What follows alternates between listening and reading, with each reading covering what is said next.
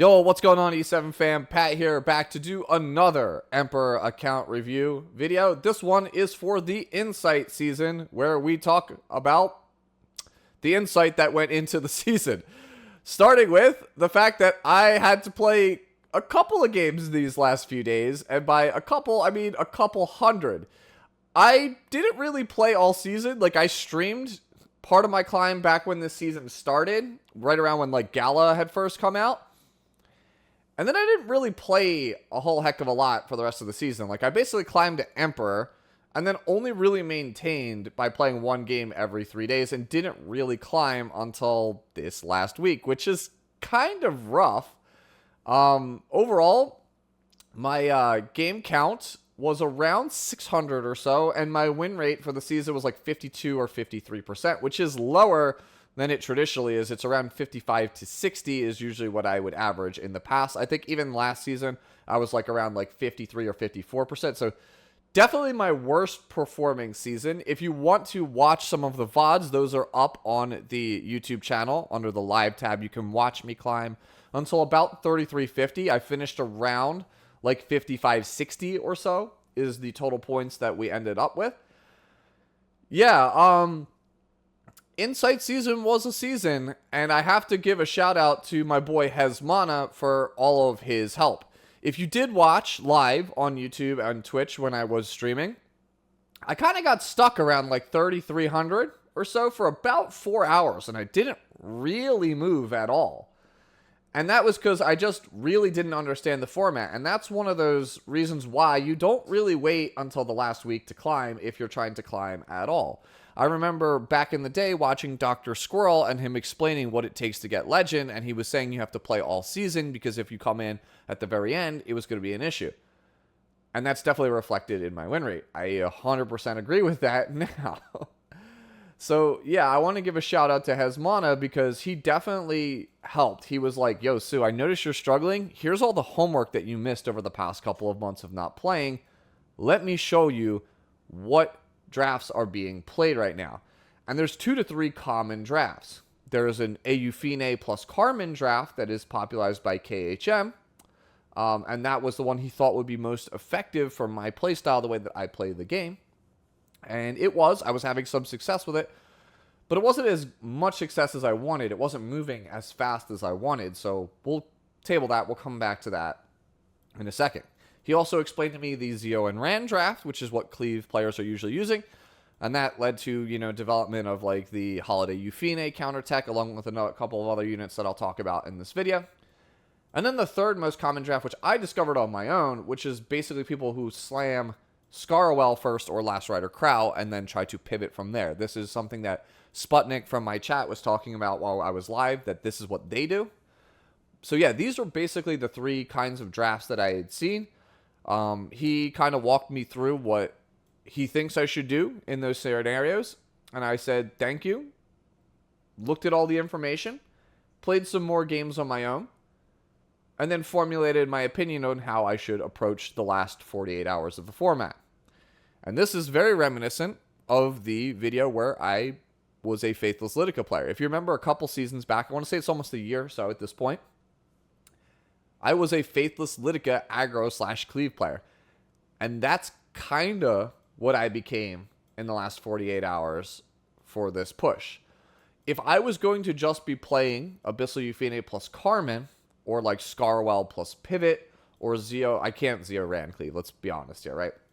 If I was just doing those same 3 drafts that I kept seeing on ladder every single game, then I wasn't going to win. And if I was going to win, it was going to be at a very slow pace. So I decided, yeah, I'm just going to aggro people. And that is why Gala Lilias is on your screen now. Because she became a core component of all of my games in the last like 48 hours. Basically, I'm exploiting the fact that everyone's flowcharting and playing the exact same way. They're playing very flowcharty, very scared. If you watch my Musashi video, you know exactly what I'm talking about. I am literally trying to find the thing that they are scared of and then just abuse it and run them over. And yeah, being the aggressor let me win a lot of my matches. Like, a whole hell of a lot of matches. Like, I gained like 200 something points in like 24 to 36 hours, somewhere in that window. So, yeah. Basically, just slam Conqueror Lilias first. Gala on 3 if they go for the slower drafts like Scarwell, Carmen. And if they're still slow and they refuse to speed up, well, then we're just going to slam Leica at the end. Pretty simple strategy. My bans at the end for the last 2 days were actually Angel of Light Angelica and Death Dealer Ray. Everyone bans Lua, so I didn't have to worry about that. Very few people picked Naqual, so I was lucky and I didn't have to worry about that too much. For the people that did, take Lua, then I had a strategy for it, as well as my own Lua if I felt that it was necessary. We'll talk about those in a little bit.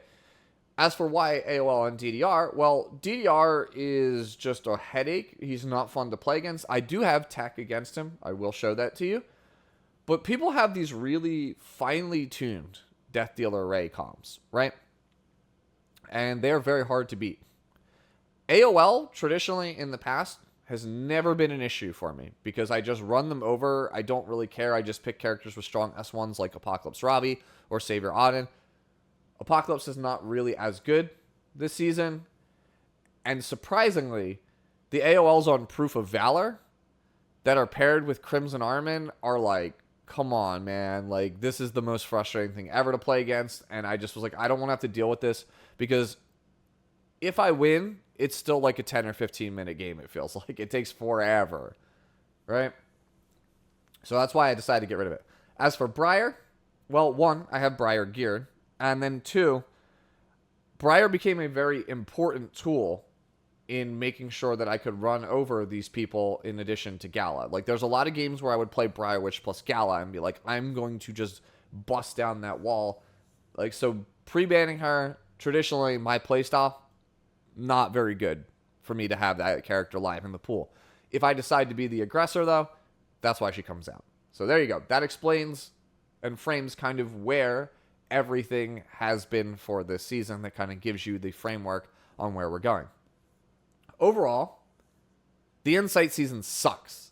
I think this is my least favorite season of all time in Epic 7. This was miserable, but I did it for y'all.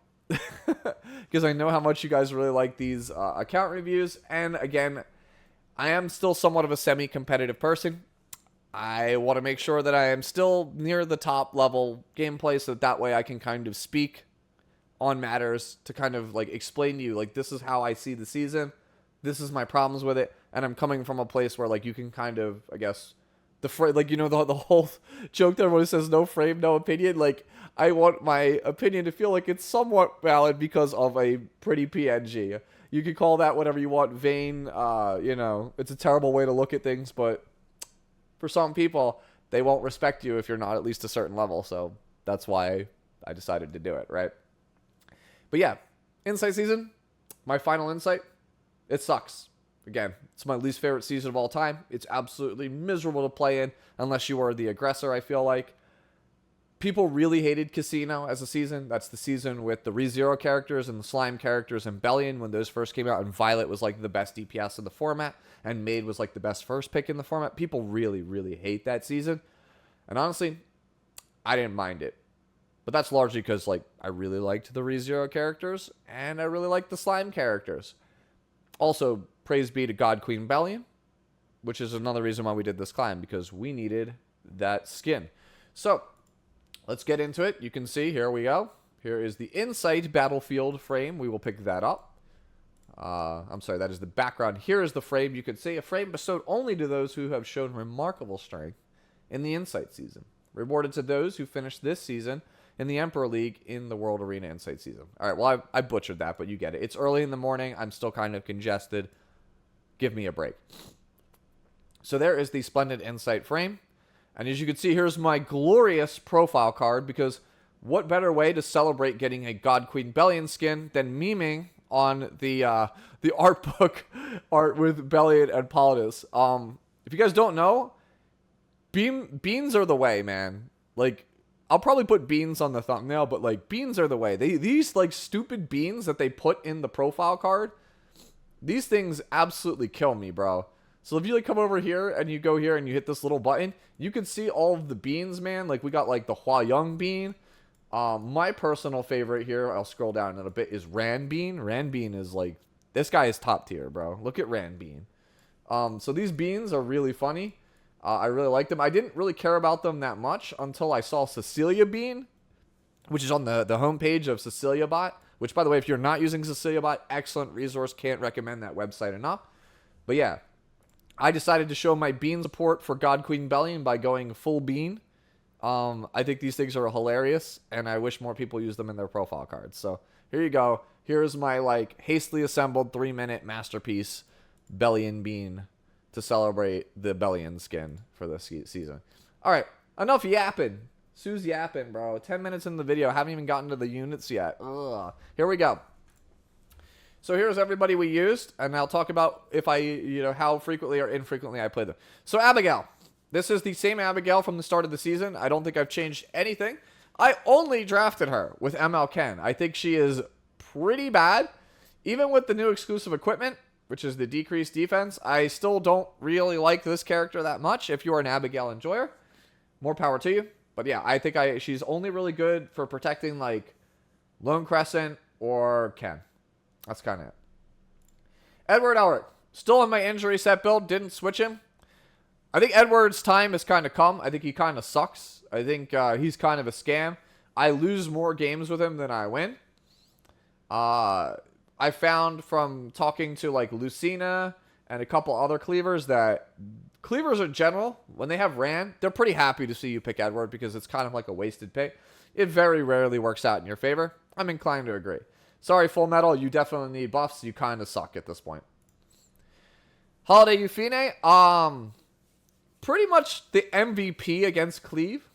If they're on Ran Cleave, Holiday Euphine is the way.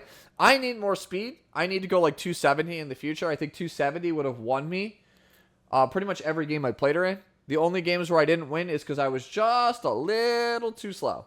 I think I need her in the future to be like minimum 265, ideally 270, even if it costs me some bulk. Basically, you put them in a situation where if they press the Ran S3 and you dodge, you basically just get to win the game for free at that point. You just get to use her S3, cleanse out all of the stuff, the stigma, the defense break, and then you overtake their team and you just win from there. She is commonly drafted in my 2-3 when I see Zio Ran. This is Hezmana's tech from last season. Still works beautifully. I think it's the only real reason for the character is to just play her into Ran. I think she's so strong into Ran Zio Cleave. Otherwise, not really much of a reason to play her. Lilias. I drafted Lilias a lot versus Lua. That's pretty much it. I probably should go a little bit more damage on mine. But I just want her to be a tanky, bulky bruiser. I have had multiple games in the last couple days of the season where I played all 3 Lilias on the same team. Like Conqueror on 1, they take Lua. I take Lilias. Like they go like Lua Scarwell, and I'm like, cool, I'm just going to go Red Lilias Gala. So those games are really fun. Having all 3 Lilias on the same team is hysterical. It's very fun.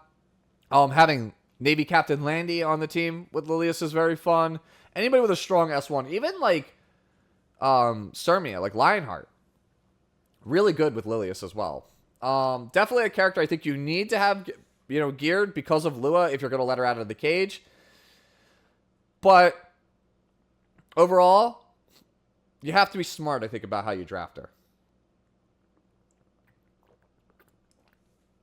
Apologies, taking a sip of water. Like I said, I'm a little congested still from just the past couple of days. So yeah, overall, good character, not amazing. Feels like a solid B tier. Definitely somebody you want to have because of Lua. I've actually won games, by the way, where I misdrafted and straight up I didn't have a damage dealer. Like they banned my damage dealer and I had like LRK, Conqueror, Red Lilias, and like, I don't know, like Ocean Breeze Luluca or something dumb. Like against Cleave, right? Like a Lua control style Cleave. And surprisingly, Lilias gets there with her soul burn and her 100% crit hit chance, even if she just doesn't really have like a ton of damage. So that's another thing that's really good about her. I Winter. Those of you guys who watched my stream, which you can, by the way, find under the live tab on the channel. You can go back and watch the VODs from the last couple of days. you know that this is my anti-death dealer Ray tech. So basically, if Ray presses a button, you get to reset Winter. She gets immunity, so she can't be touched. And then you just slam Blackout into their DDR until he's dead. Basically, the more they use DDR, the faster they die. Sometimes it works.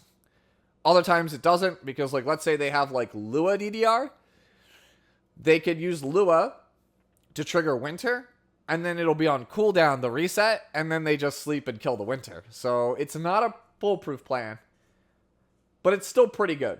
Overall, I felt Winter won me a lot of games. I think she's a lot better now than she was at release. I think the format has so many annoying setup characters that she is kind of like a necessary evil to combat those things. As for my build, I wish I was faster. I say that a lot, but yeah. I really wish I was faster. I wish I had like, 270 speed. I think if I was a faster Winter, I would have won a lot more games with her.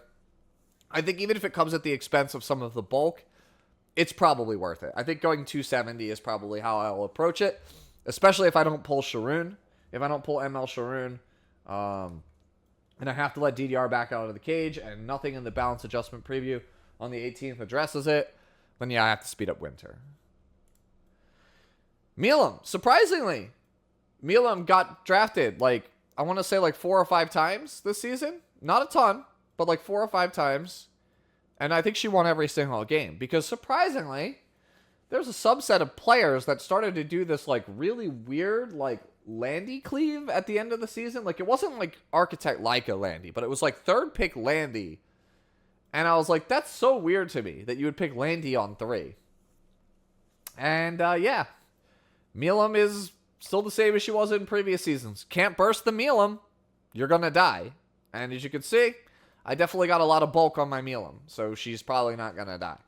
I still think this is the way I would play her. I've played against one Milim this season, and she was like the very fast, like 270 soul burn book Milim, and it was useless. I think if you're going to have a pocket pick Milim, this is kind of how it's got to be. Carrot with my unreforged boots. Woo! Look at these terrible boots, boys. Look at them. There's crit chance on it. Woo! This carrot's a stinker. But it's okay, though, because I only played her in the spots where my opponent went for the Landy cleave, because it doesn't matter how much you press S3, you're just going to accumulate a ton of burn stacks, and you're really squishy, like 9k health Landy. It's going to die to burns. It's the only reason I played her. There's an argument to be made that she's pretty good against Gala also.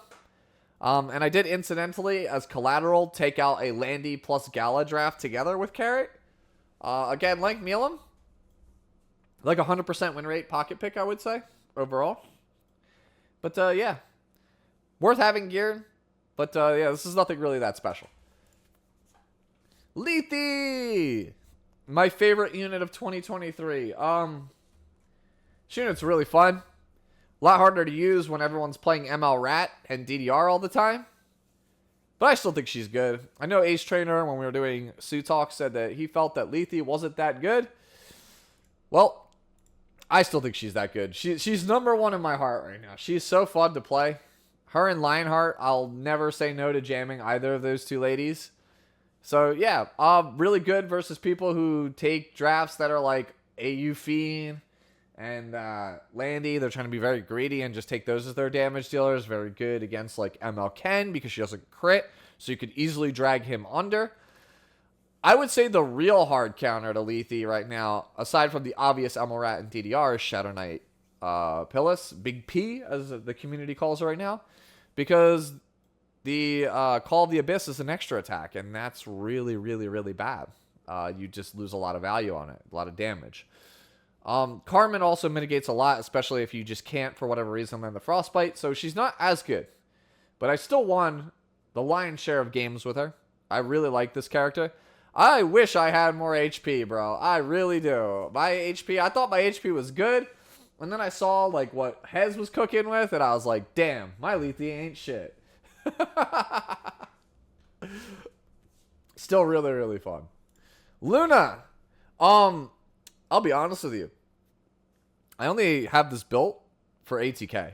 That's it. Like, ATK is always like, he comes in, he's like random Luna check in the stream just because he wants to see if I have like an actual like usable and geared Luna.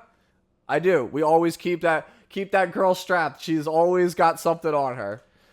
Did I use her? Nope. Not a single game. But I gotta make sure my girl has got some duds on, right? Can't have her wearing nothing. Karina. This is how I decided to play Karina. I wish I had another Rocket Punch because having to be on Noble Oath and not Rocket Punch cost me so many games. It sucks.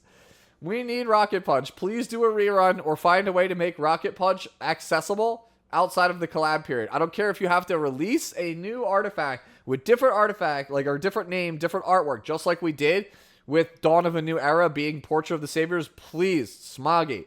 I don't care if it costs bookmarks, skystones. It needs to happen. It is way too important for that thing to be locked behind a paywall, a limited wall. It is actually causing this game a lot of problems right now.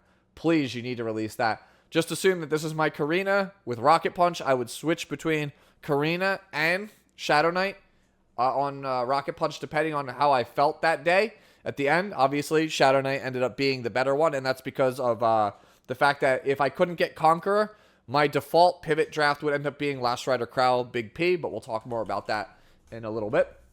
But yeah, this is where I have Karina. Still one of the best anti-cleave units in the entire game. One of the best anti-aggressive units in the game, in my opinion. Tywin. This unit's a scam. And it's not just for the fact that I have a 16 Arius because I put him on it in case I absolutely needed him. All my good Ariuses are on other characters.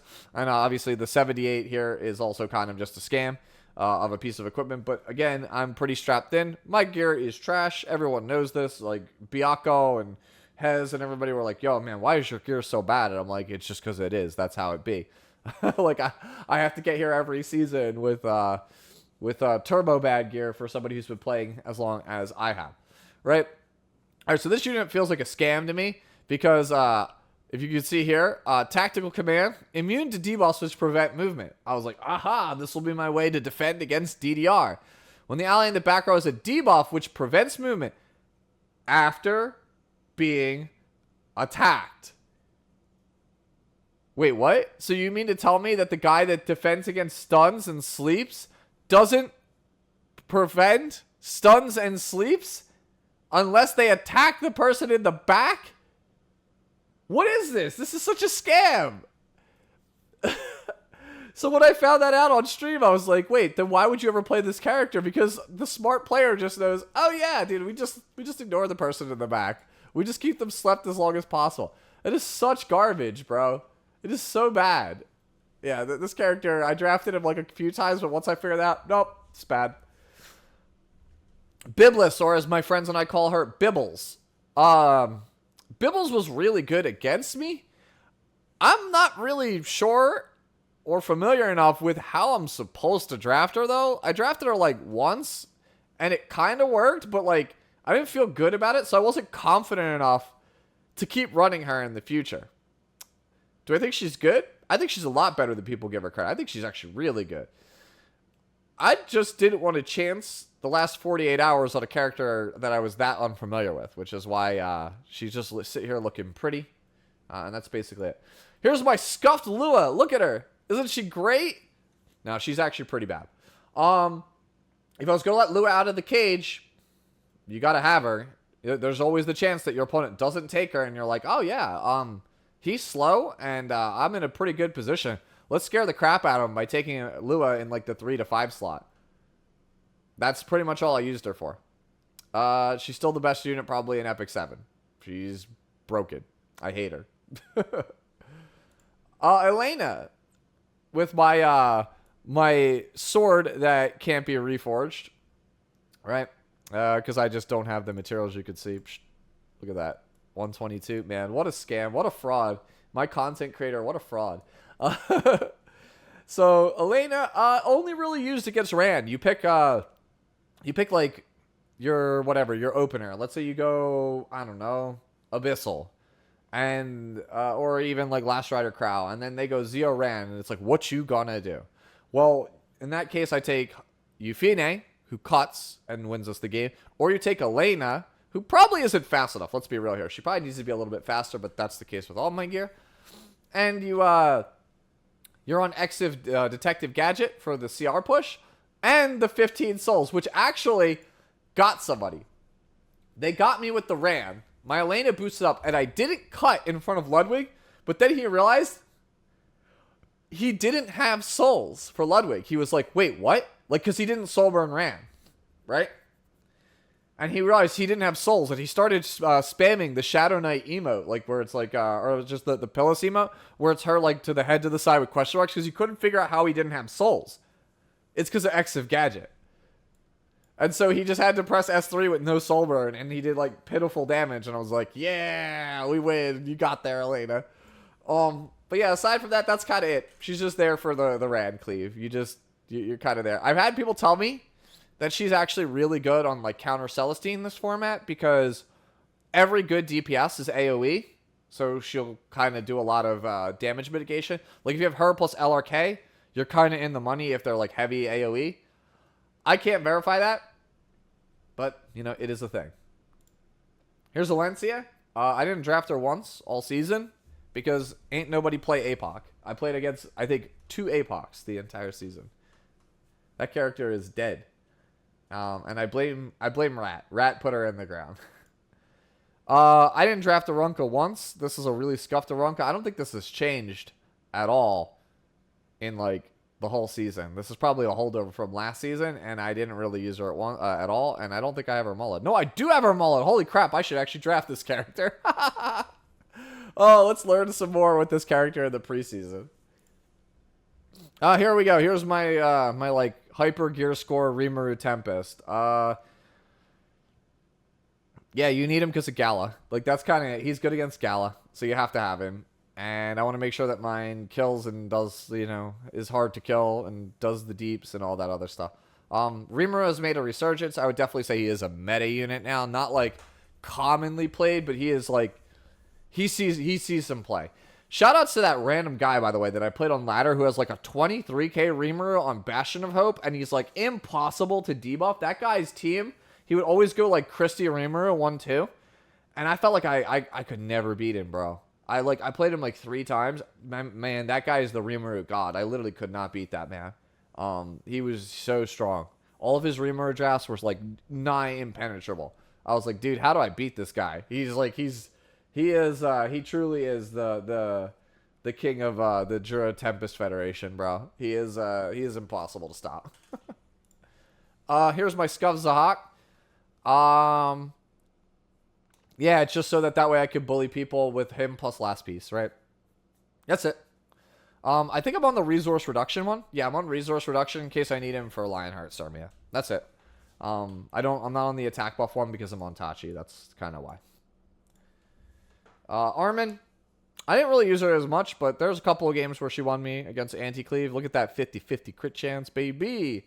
But yeah, you guys already know. I like the Armins. I think they're really fun to play. Bad Cat Armin is definitely a project I want to work on over the next couple of weeks to months. I really like Bad Cat Armin, and I want to use her. I might make her my fastest unit. The Great Mortelix. Surprisingly, still pretty good against Landy. Like, it's what I said in How to Play Mort. Picking Lifesteal Mort on Crown of Glory. Kind of decent. Not gonna lie. Pretty good at keeping people off of souls and mitigating damage. Like, if you have Mort LRK on Crown, on Lifesteal, unless they have, like, Bissell, who obviously has got, like, a giga hard counter to this character. Like, he kind of can't do anything to Abyssal. I still think he's fine. I don't think he's, like, great. I drafted him maybe, like, a dozen games over the whole season. I still think he's a fine unit. Best he's ever been. Still mid-tier. Senya. This character feels like she's fallen off a lot. Like, a lot, right? I'm not, like, super in love with her place right now in the meta. I do think that, overall, she is still fun. But the fact that Frenzied Strike on Abyssal gets rid of all buffs, regardless of what your ER stat is, it makes Senya really bad. Like, Senya, if you couldn't strip the counter buff off of Dragon Slayer's Strike, then Senya would be a very real answer to Abyssal. Like, she would just, like, punish. Like, Senya would be incredible in this format if you could actually not just auto-die to Abyssal. And that's kind of regrettable. Like, that's one of the things that I think she should get as a quality of life, is maybe make it so that she has to have some interaction with Abyssal, man. Like, that's the thing. It's really frustrating. I feel like having unstrippable counter, the more I think about it, maybe it's not super good, but, like, damn. Like, on paper, she feels like she's perfectly positioned in this format. And then you realize that the most commonly played unit just hoses her. Silvertide Christy.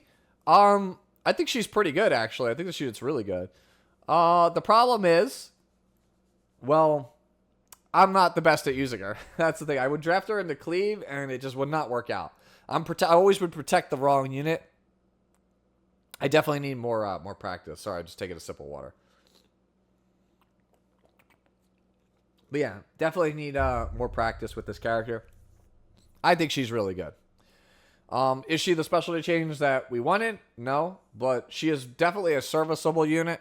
And I saw people get very creative and build some very interesting team compositions around her. And I think in the preseason, when I'm messing around, I'm going to try and play Silvertide Christy a lot more. Because my general unfamiliarity with setups with her is not only the reason why I didn't draft her more than I should have, but also why I lost to her a lot more than I should have. She's a very strong tank. I would say she is probably top 5 tanks right now. She's better than our next unit, Yulha, which is still on the same scuff build as before with the 75 equipment score here. Body. Yeah, this is just, it's just my Yulha, man. Like, it is what it is. Like, I wish I had more gear, like, laying around. I wish I had better gear, but you work with what you got. This is what I had from last season. So be it.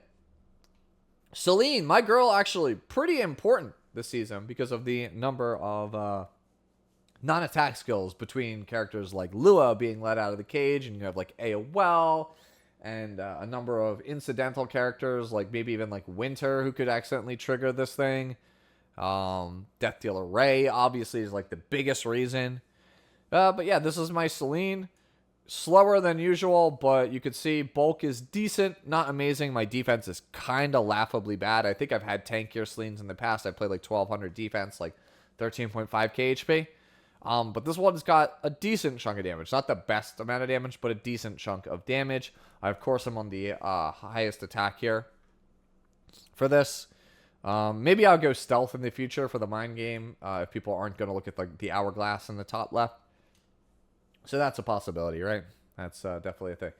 Celine is definitely somebody you need to have geared if you don't have answers to Death Dealer Ray and you're not willing to ban him. So that's kind of what she's here. Here's the girl of the hour, my really, really bad Midnight Gala Lilias. I've played against ones that have been like 270 speed, and I feel like that's what most people are at. I am very slow. As you know, I am a turtle. So this is my Gala. There are many like her. There are many better than her, but this one is mine with its wasted 22 crit hit chance. Obviously, I will look to try to improve this as time goes on. But yeah, this is probably my MVP of the season, or at least very close to it. There's a couple that I want to shout out, but this is definitely one of the most important ones of the season. And that's because most people don't have their tanks built in such a way where it doesn't just insta-implode the Gala Lilias. Now, granted, there absolutely were some. I played against some Crimson Armins that were like 22 KHP or 21 KHP because they were on a defense necklace or ring to get around Gala. I still won most of those games, but it was a lot harder than I thought it would be as a result. So kudos to those players. I will show you my Last Rider Krau a little bit later, who was also designed to survive Midnight Gala Lilias. Right? So, yeah, this is definitely a very, very powerful character to take in the third pick slot. Basically, if they are going to try to tank down with Destina and a tank, this is the way you blow it up. Because it puts them so far on the back foot because you kill their tank instantly. So now they feel pressured to press Destina's S3. It might not be at the best time. And the CR push lets you just unload everything. So like going like, here's my Gala, kill your tank. Push up, here's my Last Rider Krau. hit you with the Last Rider Krau S3. Cool. Slam Savior Auden S3. And it's just like, okay, my team is in shambles right now. And if I res everybody, I don't really get that much value out of it. And that's kind of the logic. Also, this move, go Kyla, right? This move does so much damage on a soul burn, it feels like.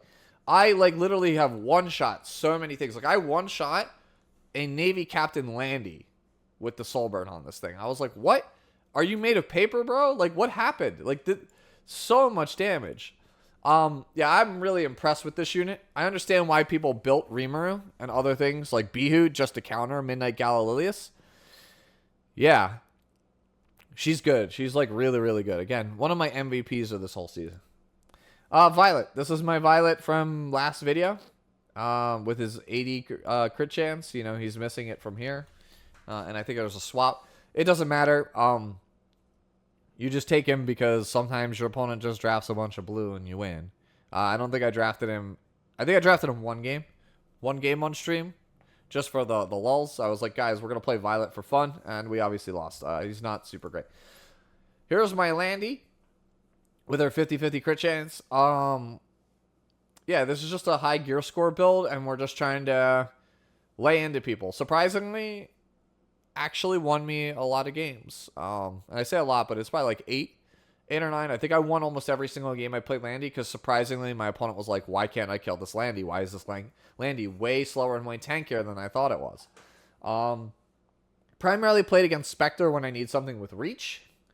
Yeah, that's kind of it. If I need reach is when I'm playing her. Here is my Destina. Let me switch her back to her ER. You can see it's like 300. Is it like 300 effectors? It's 290. I think I changed a couple of pieces in the last like 2 days. But yeah, this is my Destina. Less ER than in the past for 10 more speed.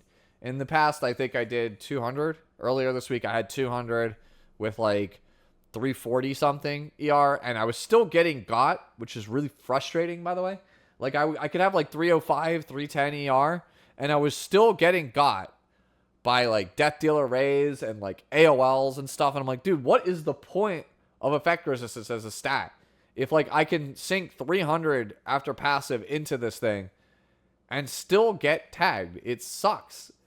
Overall, I would say Destina is one of the best units in the entire format, though. I think she's definitely the best Soulweaver. She is very, very clearly the best Soulweaver because she just does so many things for you. Provides sustain, provides tempo, provides that clutch revive, and I had a lot of success with her. I don't think I have to explain too much about why Destina is the way that she is. Next up is probably the second best Soulweaver in the format, which is Ocean Breeze Luluca. I switched mine off of Ice Crystals in order to get Soul Constellation, and I was primarily using her against aggro. That's kind of it. Primarily using her against like aggro and Cleave. If my opponent was going Conqueror, I wasn't confident in Moon Bunny because I feel like most people are accustomed to playing against the Moon Bunny drafts and they kind of just beat it for free. At least that's my experience. I know I personally was just dunking every single person that played Moon Bunny. Moon Bunny does not feel as insane as I originally thought she was. Like, I guess it's just the way that people play her. Like, when people play these really fast, squishy Moon Bunnies, you just run them over. But if they play like a more like modest, like 250, 260 speed tankier bunny, those are the ones I think I have a lot more trouble beating. So I found that Ocean Breeze Luluca threw a wrench in more people's plans because like I would have like LRK Ocean Breeze and their inclination would be like, well, I have to pivot out of aggression because this is a hard thing to deal with and I don't want to have to commit to it right now. Or they would try to pivot into Ambitious Tywin, which I see the logic, right? Like Battle Command stops the Ocean Breeze, but like I have LRK, my guy. And then I would just be like, oh, well, maybe I just draft another immunity granter or like somebody who doesn't care about Tywin, like Navy Captain Landy. And I won most of those games. So, yeah, Ocean Breeze Luluca, I think, is the Soulweaver I had the most success with in the last 2 days. Probably, like I said, she feels like she's probably the second best Soulweaver right now. Roana on just purple gear that we got laying around, you got to have her geared. Look, we still have the Stella Harpa at 19. I still don't have any resources. Oh, we got one here, but I'm not going to invest that into a Stella Harpa. It's just a Roana. You need her. When she's good, right? That's kind of it. You play her into Abyssal Euphenia, actually. Abyssal, she's actually really good into Abyssal. Because if they're on Elbrus, which, by the way, a lot of people were on Elbrus because they were like, oh, he's going to assume I'm on Holy Sack. And then try to cheese you with Elbrus. So Roana's good at calling him for that. That was something Hez showed me. If you're confident, like if you memorize the profile card, for example, then yeah, you know it's like, oh, I've just played this guy like 30 minutes ago. Well, I know he's on an Elbrus Euphine. You can just be like, haha, second pick Roana. Gotcha.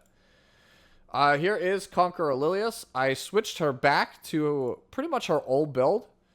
It is, I think, 4 speed faster than it was in the past with like 5 more effectiveness. So originally I had a 300 speed Conqueror earlier in the week. And then when I did my final regear, I was like, nah, it ain't worth it. The 300 speed ain't worth it. You guys can tell me all you want, like, oh, but 300 speed Conqueror, 310 Conqueror. And I'm just like, no, the way that I play the game, the way that I draft and I play is based around Conqueror. Like, Conqueror is my foundation. She is my bedrock. She's literally the rock on which I'm Sue is built. So if I have the ability to take Conqueror, I'm probably taking Conqueror. And the way that I play Conqueror is as a bruiser. I don't play her as like a hyper speed and like gotcha initiator. Yes, that can happen. But when I play her I played her at like 301 or 302, I was so much less tanky because the quality of my speed gear just isn't as good as a lot of other players. And then I started watching streams and I would like watch like I forget who I was watching. It might have been like Lunal or somebody. I just remember like seeing a legend player and he was scrolling through his fastest units and I saw the 290 Lilias and I was like, wait, what? Like what happened to the 300, 310 speed Lilias? And like, you know, and Nori and another group of people that I trust and talk to a lot, they're like, oh no, they just moved it over to like Naqual or like someone else, right? Moved it to a different person. And then I started to look and saw that like every legend player I was seeing, except for like maybe like Elf Mage, was just straight up like on a 290 Conqueror with like, you know, subpar effectiveness, but like crazy HP and defense. And I'm like, that's my build. That's literally what I've been playing for 2 years. And I was so mad about it. And I couldn't win with Lilias on the fast build. And I was like, screw it. I'm going back. We're going back to the 290-ish speed Conqueror with the 20k HP and the good defense, right? And the very middling effectiveness. And I started winning games again. I started slamming either Conqueror or Last Rider as my first pick in the last like day or so. And I just won so many games because they just give unparalleled ability to pivot. And I think that what I'm best at is pivoting. I want to be in spots where I can pivot early and often, and I think that these are the characters that let me pivot the most. You could argue Abyssal lets you pivot, but the thing is, I don't have the units that I think let you pivot with Abyssal, because Abyssal can pivot into standard or aggro or cleave, and I don't have the ability to cleave, and I don't really trust my ability right now with the way I have things geared to pivot with Abyssal. So All Reliable, once again, becomes one of the most valuable units in the game for me. This is literally like the season of Lilias, it feels like.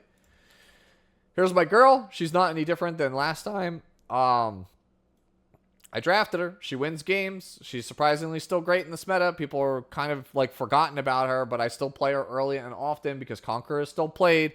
Malona is still played.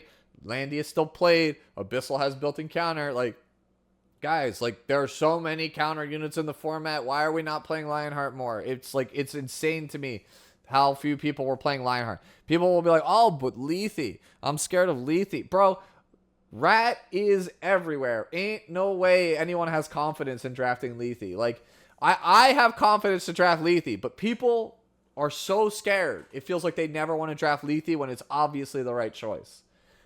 So yeah, once again, thank you, girl. You're the best. Love you. Moving on, the other girl that we used to champion here on our channel, surprisingly good this season, because everyone is like, oh, here's my MLK. Here's my Abyssal. What are you going to do about it? And you're just like, save your odd Little Queen. And they're like, well, the Little Queen is slow. I can get to it. And then you have like Carmen on your team and you're like, yeah, you kind of can't. Like, you can't kill this character fast enough. You just make sure that there's nothing that can get rid of her immunity at the start. And you just sit and you wait and you wait and you wait. And you just go, all right, cool. Will of Lemaire. Dunk. Insta-dead. It doesn't matter. They can have Mitt, bro. I don't care. You can have Carmen Mitt, bro. By the time I have like 14 Hellcutter stacks, you dead. It's a wrap. Ambitious Tywin. Surprisingly, this character was played a lot against me. I didn't play him as much as he was played against me. And oh my god, people who are on like the 24, 25k HP Ambitious Tywin with like 200 effectiveness, I hate you. I was getting like my Destinas provoked by Ambitious Tywins. And I was like, dude, this sucks. Like, this character is maddening to play against. This is why I was banning Death Dealer right, because people were going like Death Dealer Ambitious Tywin. And I was like, this sucks, dude. Because, like, I'm just going to sit here and get controlled the entire game. And they're trying to pay, like, ML Rat and, like, Solitaria. And it's just the most toxic thing you could play against. Like, I hate it. It is so miserable. Surprisingly, Tywin feels kind of difficult to deal with unless you have a lot of immunity. And it's kind of hard to draft Hand Guy.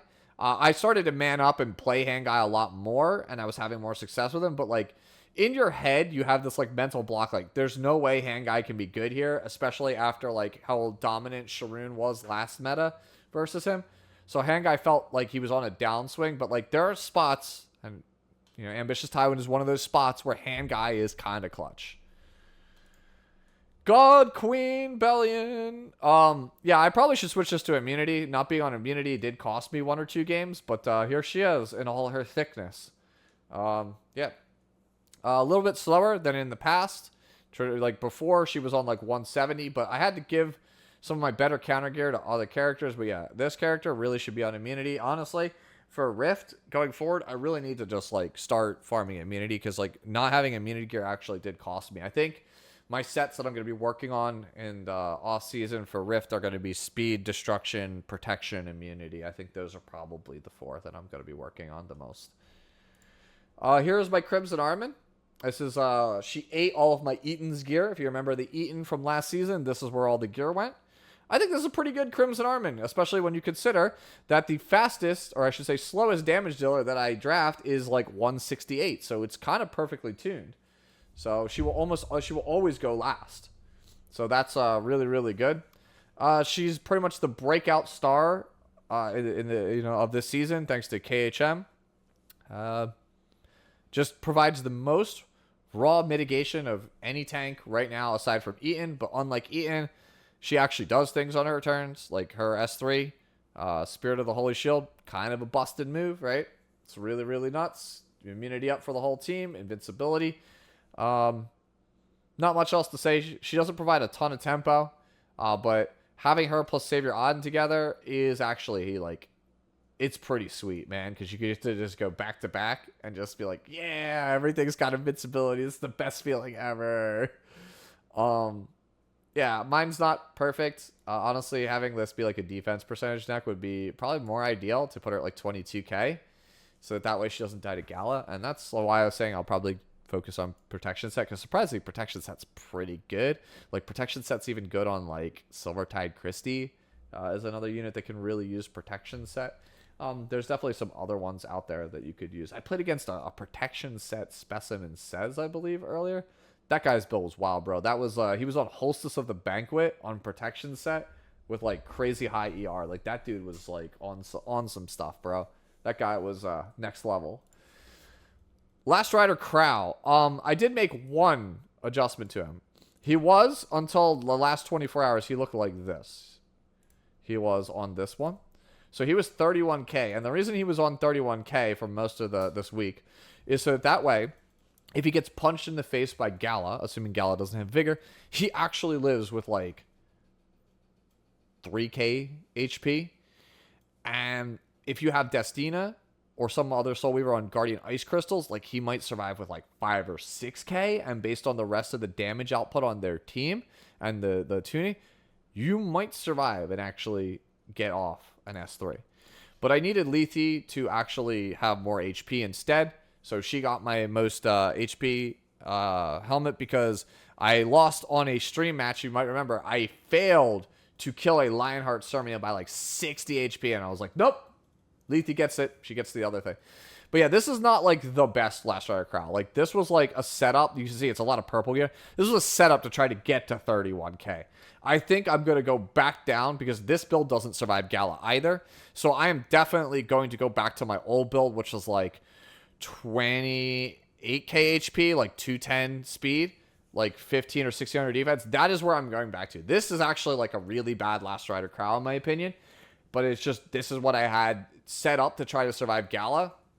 And Lethe just ended up being more important. That said, despite how scuffed this is, this was like my first pick for the last like 6 to 8 hours of my my grind yesterday. Not all continuous, of course. Like I took like breaks here or there, but like I would go 2 hours, then take a break 2 hours, and so on. But like Last Rider became very much like my first pick if Conqueror was not available.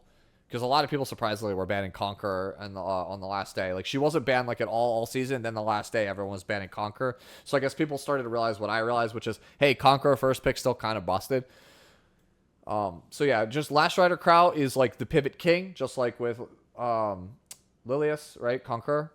Just having the ability to just pivot from one direction or another, being like, oh, I am going to go more aggressive or I'm going to go tank down. He just gives you that flexibility. And he's the best tank for it. Whereas like Yulha makes you commit hard to a slower style, even though she can have hard carry potential.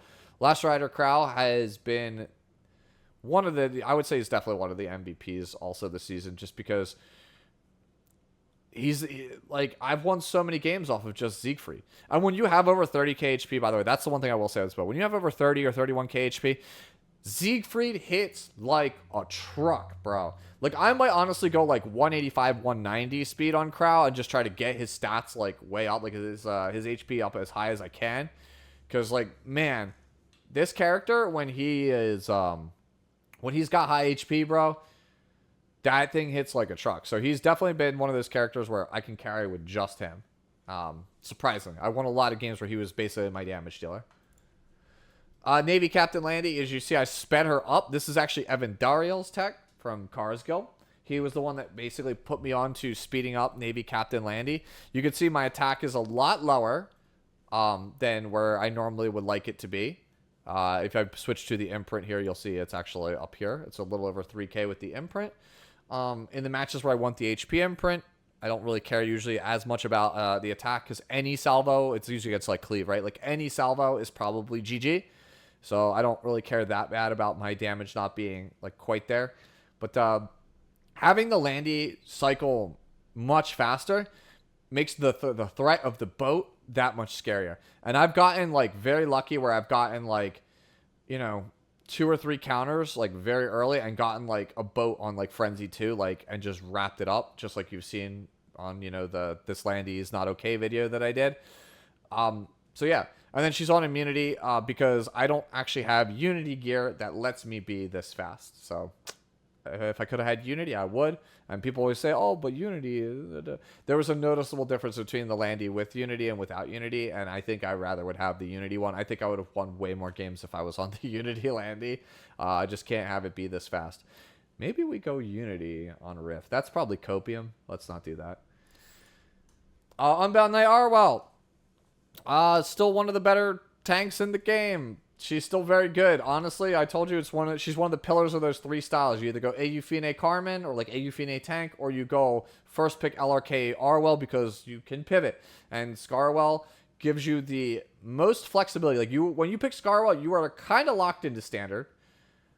But you could get these really interesting, flexible standard drafts because Arwell provides so much tempo for your team with her stun. That allows you to get these like slow cleaves or like slow controls like that you normally wouldn't be allowed to either. And I think that's like really good. Also, she is incredibly good against Crimson Armin because what happens is they go, haha, I got my ability up and I'm all invincible now. You can't hurt me. And it's like, well, hold this Arwell S3.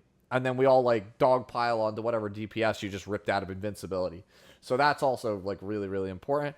Honestly, Scarwell, I felt like should have been drafted way more than she was by the player base this season.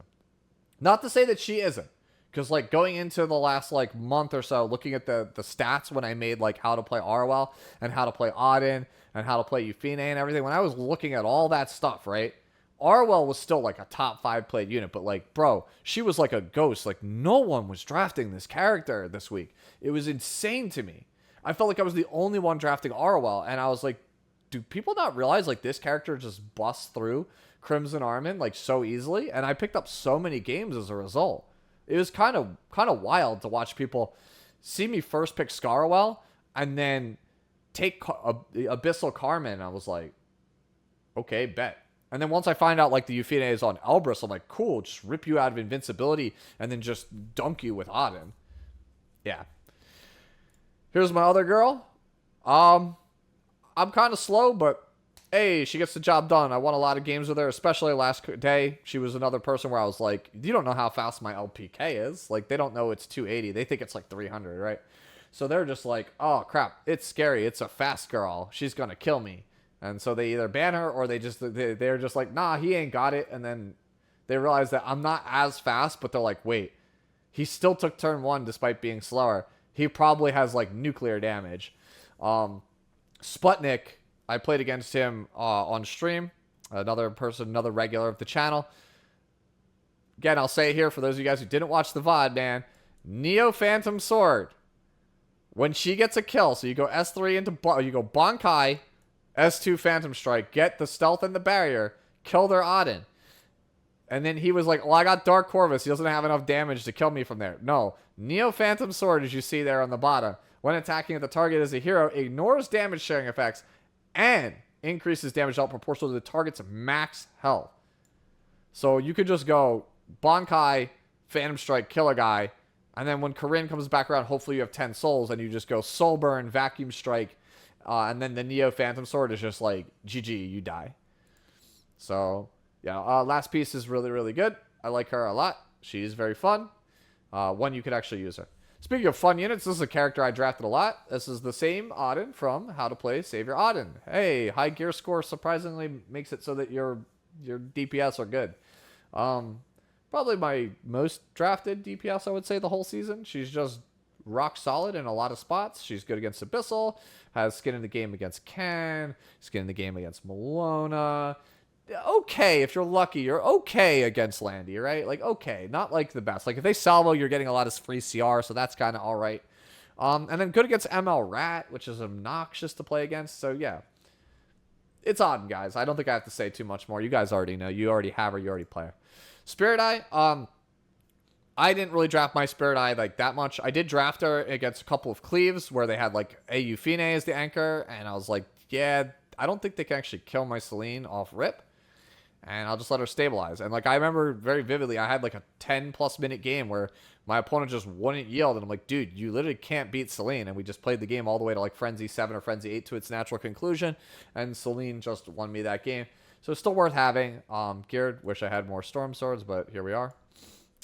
It's Celine. She's getting a balance adjustment on the 18th, and I hate it. I hate it so much. I hope it's a rework, because I'll be honest with you, if they buff this character, I'm going to lose my mind. I played against one that was on Bastion, right?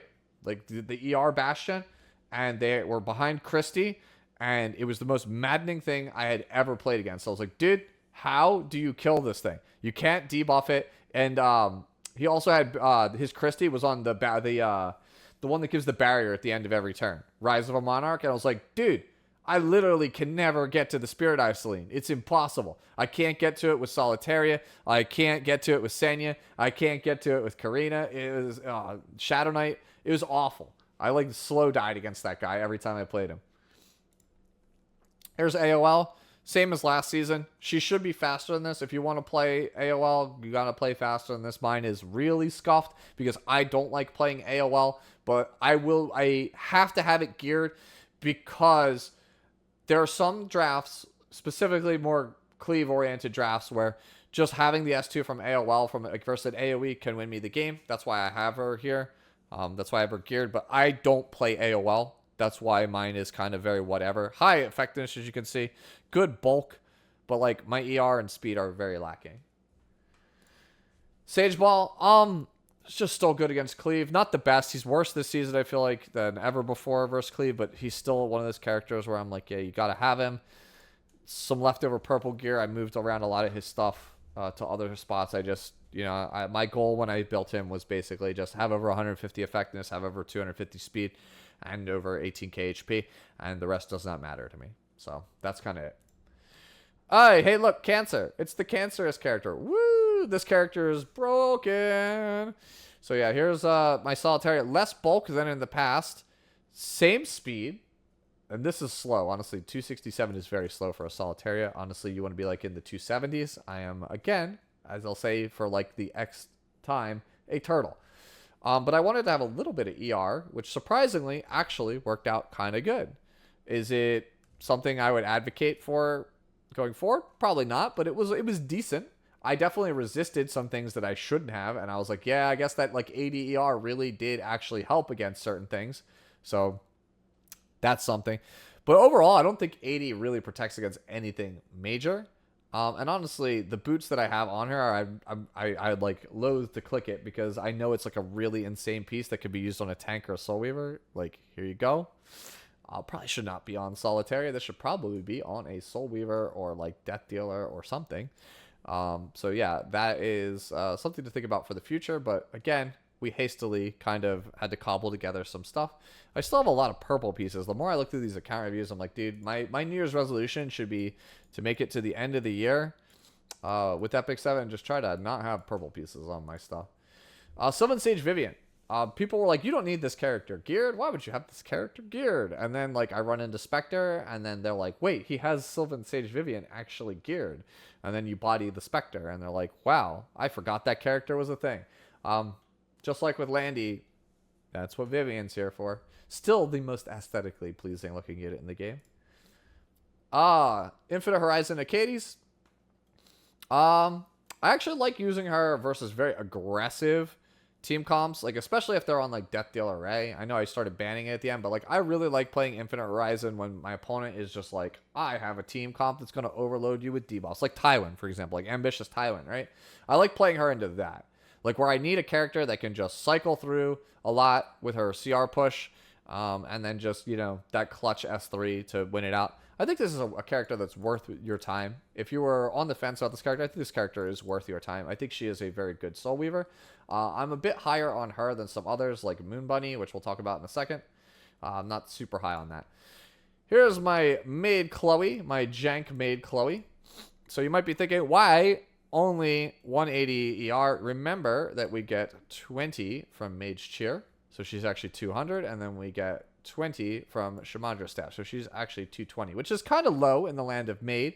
But as you notice, I have a lot of Soulweavers geared on my account. They're not all the best, but I have a lot of Soulweavers because the way that I play the game, I have to choose the right support for the right job. So I have to settle with a bunch of like middling characters, right? In order to actually accomplish my goals.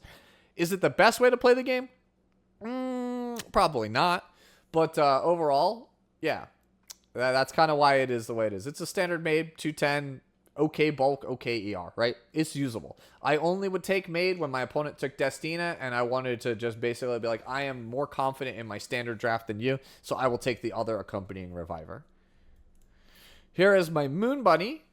I don't really like Moon Bunny at 270. I'll be honest with you. I don't like this Moon Bunny. I don't like it. I liked it more when I was like 1550 defense with like 16.5 KHP with like 220 ER at 260 speed. I thought that was a better Moon Bunny than this one. Overall, I'm very indifferent about Moon Bunny because I recognize that a 20% CR push and a barrier with Doctor's Bag for the cleanse is very good. I recognize denying extra turns is very good.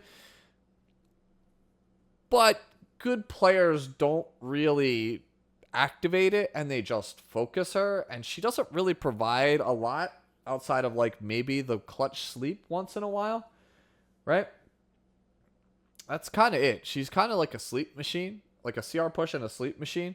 But I think that just overall, almost every other Soulweaver provides more. Like, I feel like Luluca provides more in the matchups that you want Moon Bunny in. So that's why I'm a little bit higher on Luluca than I am on Moon Bunny. Maybe it's just the Ice Cream plus Death buff, plus the silence. Like, you get tempo, I feel like long-term tempo out of Luluca, whereas Moon Bunny is like the burst of like, yes, like gotta have it now, right? We get the value now. And if that's enough to carry you over the finish line for how you play the game, more power to you. But I am very much a slower, more methodical player usually, so that's kind of why I'm like a little bit indifferent about the character. And even then, if I was playing aggressively, like how I talked about with like, you know, Gala, I'm probably not picking Moon Bunny. APOC. Oh, hold on. Before we go any further, I didn't favorite her. There's one other unit that we have to talk about in the light unit. I forgot to favorite her. Here is my newly acquired Architect Leica. Almost jumped the gun. Sorry about that, Leica. This was another amazing MVP of the season. She's not as fast as I would like her to be. I kind of got outsped a lot. Most of the Leicas I've seen are like 270, but again, turtle, lol. But as long as you're not playing against Abyssal and your opponent is not fast, this character's a force ban. And like, I finally got to be on the opposite side of the table from this thing. Like before, I would just be like, dude, this character, ugh. And I would just get so frustrated by it. And then like, I got to do it to somebody else and I was like, whoa, like I understand like why people just jam this character. Dude, big gun go burn. You get to kill anything. It's so cool. So yeah, the combination of having Conqueror, people not wanting to challenge my speed, just going into a slower draft, trying to figure out a way to pivot around Gala, right? Go Gala on 3, like, oh, I go like Rimuru and like Carrot, or like I go Rimuru and like Spectre. They're trying really hard to pivot around it, and you're just like, cool, bro, here's like a Leica at the end, and they're just like, oh, I can't ban the Gala, and then they just get run over. Or they leave you with the Architect, they call your bluff, and you're just like, haha. Only problem is, she's absolutely trash against Abyssal. So if your opponent's Abyssal, this is like off the plan right away, and that's because Inner Abyss from Euphine makes the soul burn on this thing not work, so you can't guarantee a kill, which means that she is doo-doo. So yeah, let's go into the dark units now. APOC. We move some things around with Hez on stream. If you're watching live, you already know. If we reforge this, it's pretty decent. So overall, if this was reforged, I think it's, what do we get here? We get like another 300 HP, 400 HP, I think. We can finish off the crit chance, right? So it's an APOC, which doesn't say much because I think APOC is kind of bad now. I think this character is not a character anymore. DDR and Rat made this character unplayable. I think she is nearly unplayable unless you are Hezmana and have literally the best Apocalypse Robbie in the world. Here's Dark Corvus. Hey, around 200 speed, 1500 defense, 3k HP, 100 ER on Durandal. He go burr. That's pretty much it. You already know what Dark Corvus does. Designer Lilibet. I should have been drafting this character a lot more this season because straight up, what's his name is everywhere. Death Dealer Ray. Pay no mind to my 50-50 crit chance. Remember, this is a character that is not primarily a main DPS, so I don't really care that often if she misses it. Oh, right, I forgot. There's a boot missing a Reforge. We should fix that. Ha, ha, ha. Look at me. Reforging right on the get-go. Right on the actual recording. Aren't I great? 98.9.8, still 50-50. Copium. But yeah, here it is. Designer. She's on portrait just because in the past I had her on portrait in order to just snipe specters, and I want her to present a real threat in terms of damage. That's kind of it. Like, this is for people who are trying to play hard control, like with their venoms and their sleeps and their stuns, right? Like Niqual, for example. It's just like, dude, I'm just going to keep zipping. I'm going to keep emergency stitching, and I'm just going to go slice, slice, slice, and hopefully I get there. Here is my Inferno Khawazu. Higher attack than you probably remember. Lower defense. Higher health. No real effectiveness because whatever. On Gators, Tachi is his best option, but I wanted that to be on Zahhak. And I have a 30 Gators. Who else am I going to use a 30 Gators on? Maybe my girl, who's also going to get a buff/rework. Hua Young. I'm pretty pumped about that. Let's go. So she's coming soon. So maybe she'll take back her boots. But yeah, here's Khawazu. You play him when your opponent just has no choice but to AoE in order to deal damage, and especially if you have Conqueror. Like, this is what I was talking about. Like, I would go like Gala Inferno, because I knew I could just run people over with Gala, and the backup plan was Inferno, and people were like, I just don't use AoE skills. And you're like, but I have Vigor from Conqueror. You still die. So yeah, she was super, super useful for that. Another top 5 damage dealer of the format. This is Lone Crescent Bologna. I tried Destro. I really did. And I respect Coven for helping me with the guide, and I recognize that he really likes Destro, and I know Hez really likes Destro, and I know Winterwish likes Destro. Like, basically, the Council of the Goddess, Bologna, all agrees it's Destro. But for me, Counter's the way. And honestly, like, I should have been drafting this character a lot more. Like, I know that she was strong because Ace told me she was strong, but I wasn't really drafting. I was like, oh, I'll play Landy, I'll play Abyssal, right? In the last, like, day, I played so much more Bologna than either of those two characters, and I was just winning for free. This character is absurd, I feel like, right now. That's my opinion. I think the Soulburn change, I was skeptical about it. Does some damage, bro. I've broken 30k with it. It's pretty good. Character hits like a truck.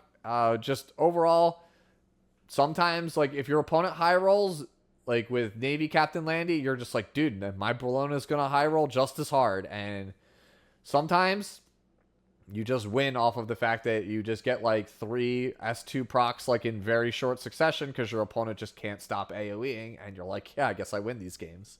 So, good character. Who knew? Here's my Ken. Didn't play him as much. He's got some wasted stats. Didn't play him as much the last day as I did previously. I think he's a very good damage dealer. There was a point back in December where I felt, from watching streams and just my own like games that I was playing, that I felt he was the best damage dealer in the entire format. I think by going into the last week, Ken kind of gotten solved a little bit. People were starting to bring out their Shadow Knights. People were starting to use their Lethes. Not as much Lethe, but Shadow Knight, right? People had developed technology against martial artist Ken. So he wasn't like the best. But I would be lying if I said that this guy isn't like a top 5 damage dealer, especially when you see players like Higa and how Higa plays martial artist Ken. So if you don't know how Higa plays, is he takes like martial art, he goes like Destina first pick, and you're like, oh, it's a standard player, right? And then he goes like martial artist Ken and something else that's like somewhat inconspicuous. So his first 3 drafts, his first 3 picks look like it's standard, like it's like a knight, an ML Ken, and a Destina. And then like his last 2 picks are like Ludwig something else, and you're just like, wait, what? And so it throws you off balance until you realize that the Ken is like 9k health, 5,000 attack, 350 crit damage with like 100 and change effectiveness, and the Destina is 300 speed with no ER and no bulk, and its sole purpose is just the S2 MO Ken to the front, and then he presses S3, kills your entire team in one hit, and everyone else that survives is death broken. Yeah, it's disgusting. So I can't say he's not top 5, because the way that people standardly play him, that's gotten figured out. But the way that Higa and some of the other people in Talentless have decided to cleave with Ken, yeah, that's kind of nuts. If you guys want to see how to play martial arts Ken, let me know. I will try to reach out to Vic and get me in touch with Higa and everybody, and I will try to get the down low on how that works, especially because the season's over. There's nothing to hide anymore. New season, new format, right? So, yeah, that is definitely one of those, like, insanely weird compositions that was put together that is very good at climbing the season, along with the Fumir Veronica draft, which, if you want to know more about that, let me know, and I'll remark on that, too. So, here's my hand guy. It's a hand guy. I think he's a little bit different than the last time you guys saw him. I had to move some gear off him because I was like, dude, hand guy's not as good anymore, guys. This is why I was saying that I think Conqueror was the better pick for all the selectors than Mediator. Everybody went for Mediator. Like, we looked at the stats for the end of the year. I think it was like 68 of people chose Mediator off their selector, and Conqueror was only like 20 something percent. I forget. I'd have to look it up. But Mediator was the most chosen character, and Mediator is still good. Again, I still think this character is an evergreen character. I don't think you can phase this character out of the format because he's just broken at stopping debuffs, and that's primarily what he's there for. When you like absolutely have to stop debuffs, he's still the guy. But just in general, like standard Mediator isn't as good. Like the damage is so high in the game right now that if you are not the aggressor, you need to have a tank.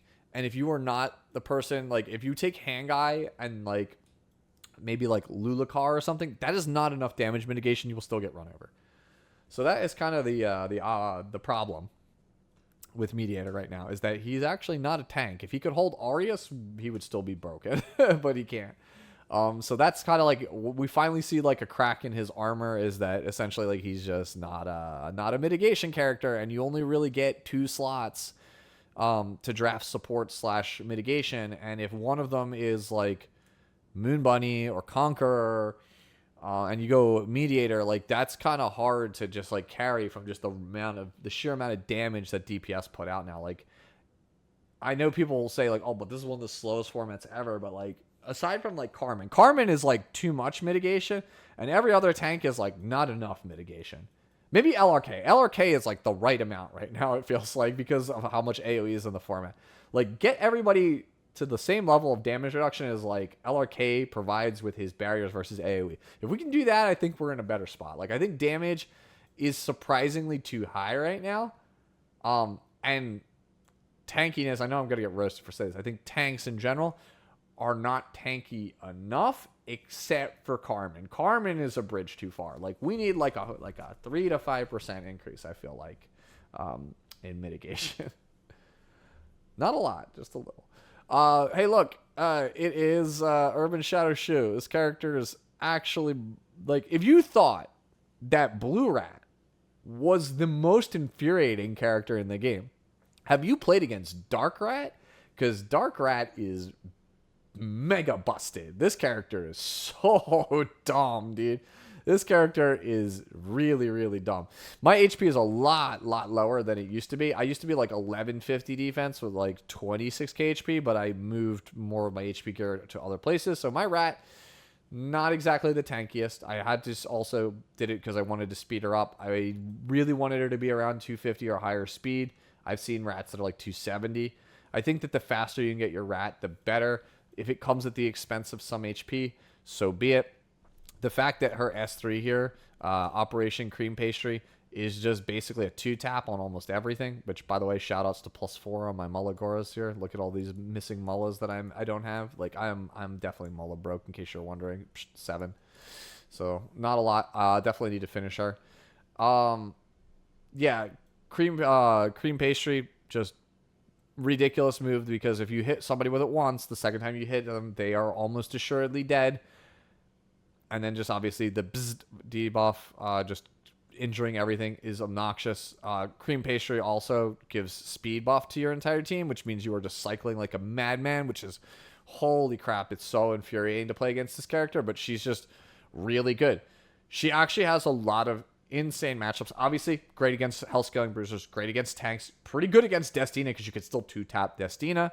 So you can put their Destina, make their Destina feel very, very pressured by just going Cream Pastry into Destina, and they're just like, well, I got like maybe 2 good turns left in my Destina before she is donezo. And if that's the first unit you decide to focus, they're going to feel very pressured, and they're not going to know what to do. Also, because this character reduces max health, especially with Cream Pastry, you can literally slam S3 into ML Ken, take the early counter while you still have full proof stacks. It's negligible damage.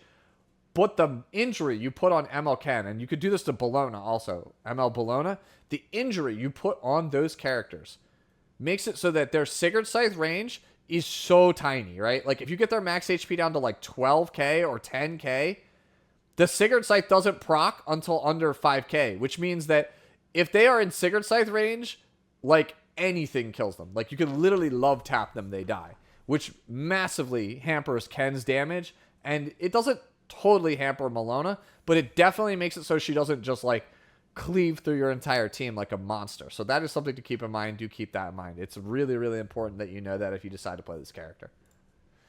Here's Abyssal. Tried Elbrus because everyone else was trying Elbrus. It sucks, so I'm back to Holy Sack. It's the same one as how to play Abyssal Euphine. If you want my thoughts on why I think this character is one of the strongest characters in Epic 7 history, you could consult the How to Play Abyssal guide.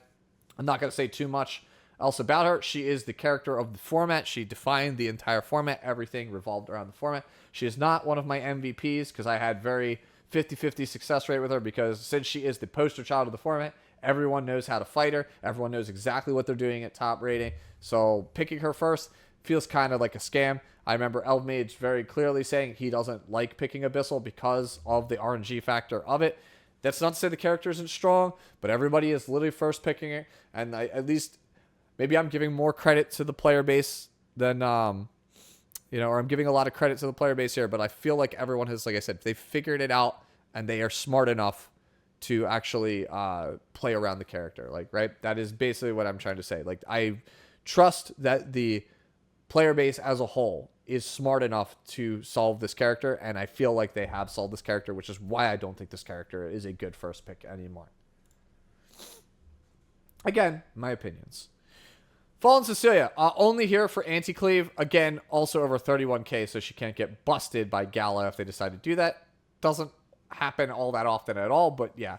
This is basically because I couldn't gear Eaton. That's the only reason. If I had another protection set that could gear Eaton, Eaton would have received a lot more love and attention, but he didn't. So Fallen Cecilia was the only other anti-cleave tank that I could take. And I did win a game where I went Carmen, Fallen Cecilia, and like one damage dealer, and just the damage mitigation made it like really, really hard for them to beat. Was it like Lucera? I think it was Lucera. I don't know. It was somebody. They like literally like couldn't. They went like, I forget. It was like Watcher Shuri S3. My guy lived with like half health, and then they went Soulburn and then into Ludwig S3, and it was just like my whole team was still standing there at like half health, and the guy he had already chunked from Shuri, Watcher Shuri, was like at like 30%, 25%, and it was just like I got the Raz wave and then just the yell. That was like, damn, like okay. So sometimes you can get a lot of mitigation, but it doesn't really present any real threats to anything other than cleavers. Big P with the non-reforged artifact. I just realized I have more than enough resources to do this. I don't know why I didn't do this. This is one of my most drafted characters in the last 24 hours. Did you mean to tell me it wasn't even reforged? Yeah, Lucid Azure's girl. One of the best characters in the game. Everyone was saying she was like a meme, right? But here we are. And honestly, this build's kind of all over the place, right? There's a lot of like dead stats on this thing, but it was just to get the defense and health where I wanted it. You can see it. Look, I have so many dead stats.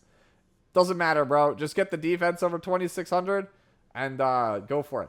This is, why the defense is probably so high on this thing, or the crit damage is probably so high on this thing, despite the fact that she doesn't crit. It's probably because this is all my leftover Fighter Maya gear, right? Yeah, this is my Fighter Maya gear. You can see. Like, this used to be my Fighter Maya's helmet. And one of these, yeah, this used to be my Fighter Maya body. So that's why.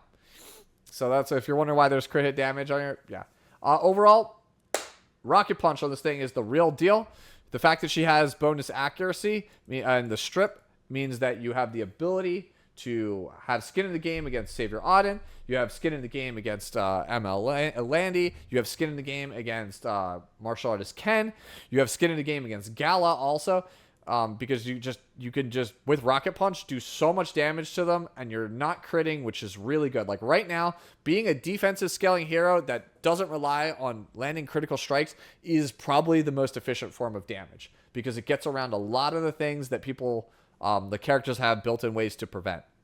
So like that's kind of where we're at. We're at defensive scaling, non-critting characters being pretty good. A number of you guys have asked me, is like the really high attack version of Abyssal without crit good? Maybe. I don't actually know. I don't have the data for that. So for those of you who have been asking me, I just don't know. That's why I haven't responded to you. But yeah, Big P is definitely up there. I would say this is another MVP caliber unit for the season, especially because of the I believe it's in the tree. where she has the ability where she mitigates extra attacks and follow-ups and stuff. Mitigates Lethe damage. If you have like Carmen plus Big P here together on the same team, Martial Artist Ken and Bologna, their counters do like no damage. Landy counters do like no damage. It's really, really good. So a lot of people, when Conqueror was banned, I would take on my, you know, if I have second pick, I'll go like Last Rider Shadow Knight.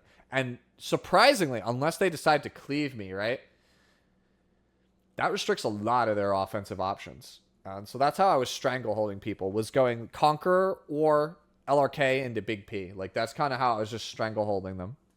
Because it makes it go, oh, I don't really want to play Landy. Oh, I don't want to play Bologna. Oh, I don't want to play Ken. Oh, I don't want to play Auden, right? I literally just named 4 of, like, the top 5 damage dealers in the format.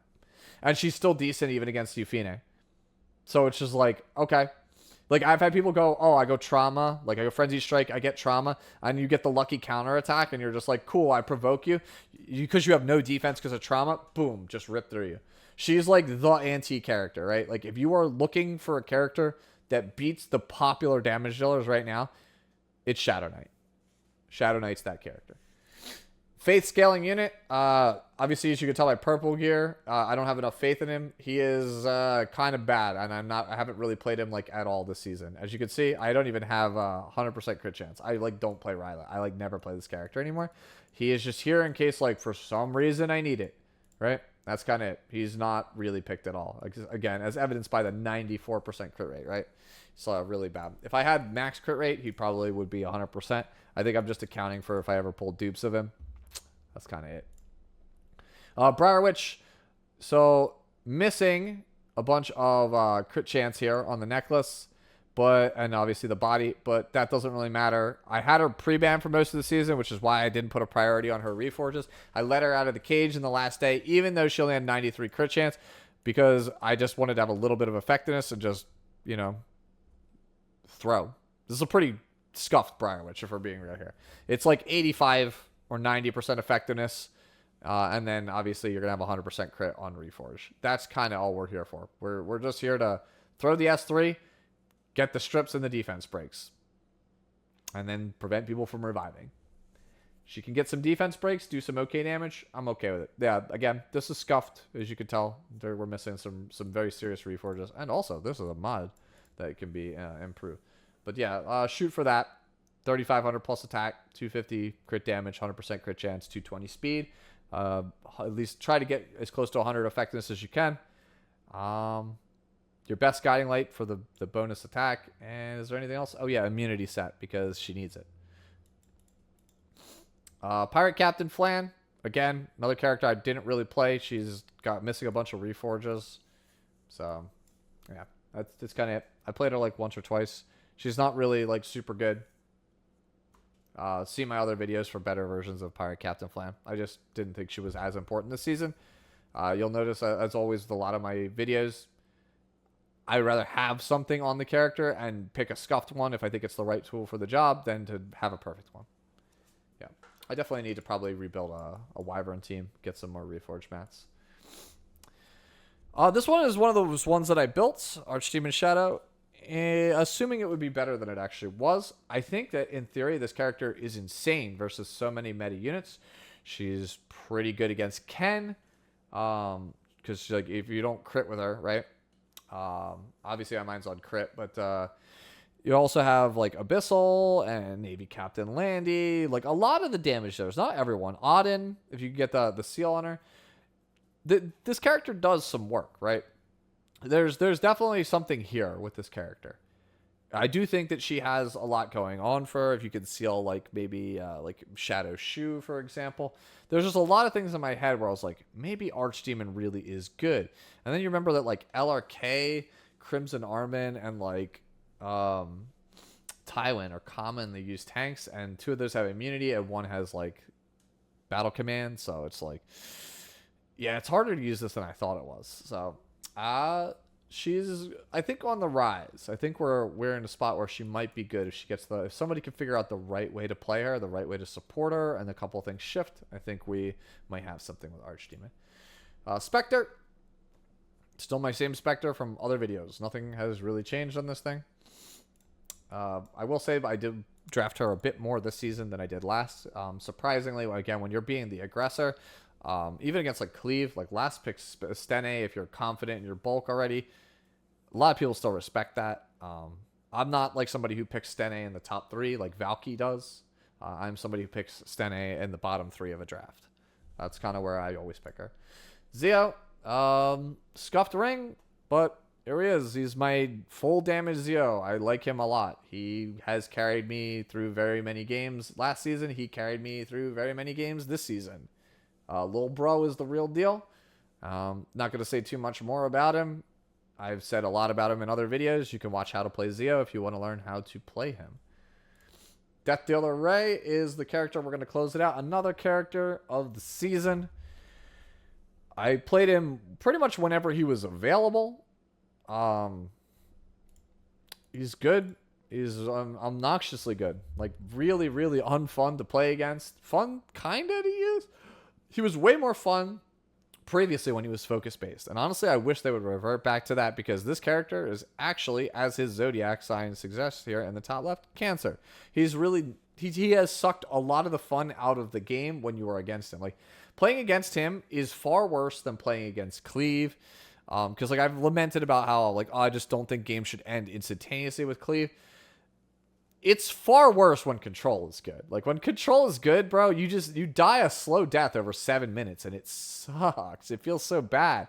And, like, Death Dealer Ray and ML Rat have kind of encouraged this playstyle where it just sucks to be slow, because if you're slow, you just get injured to death and die. And, like, you just die a slow, miserable death if you're an injury-based player. And the thing is, like, or I'm sorry, a bruiser-based player, like a slower player. And the thing is, Death Dealer Ray and, like, ML Rat don't have the barrier to entry that somebody like Ran has, right? Or, like, doesn't require insane gear like Ludwig does to cleave you, right? Or like Cavill requires, right? Death Dealer Ray requires, like, some hit chance gear that you have laying around from Wyvern, or like some free event pieces. Like, everybody has the gear to play DDR. Everyone has the gear to, like, play ML Rad, I feel like. So it's far more common as a slow player to run into these than, like, the Ran Cleaver, the Zio Ran Cleaver, right? So it's just he's pretty much the hallmark, the reason why. Even though I gave him honorable mention in my year in review, he's the reason why I think the Insight season is so miserable. Redos called it correctly. Red called it correctly when he said that this character would be a blight on the game, and I do agree with that. Death Dealer Ray, just like Abyssal Euphine, is the other poster child of the format, and it's why I banned him in the last day, because I just didn't want to see this character anymore, because I was so tired of, like, oh, I got the Lilias tech and the Celine and the Winter, and they work, but then when they don't work, it was like, what was it all for? And even then, like, your opponent could just get the lucky potion vial. Like, you play everything correctly. You put, like, 8 debuffs on him. This whole team is stunned. His potion vial just happens to get the one stun that is his. Bam. S3, S2, and you lose that game. And it's just like, that's Epic 7. But, like, unlike, you know, not getting the, you know, your Holiday Euphine getting crit versus Ran and not dodging and getting the push. Cool. I died. 30 seconds. Boom. Move on. That happening with Death Dealer Ray means you have to sit there for like 4 or 5 minutes to see if there's a chance you can win. And it's like, it's the most maddening, unpleasant, unfun gameplay loop this game has ever had. And I think that's where I'm going to leave it for the Insight season. Hopefully you enjoyed watching these as always. Let me know down in the comments below if I missed anything, or if you want to know more about specific things. Starting next week, we'll be going back to more how to play videos, and it's probably going to start with the man on your screen. As always, enjoy the rest of your day, the rest of your week, and catch you in the next one. Peace.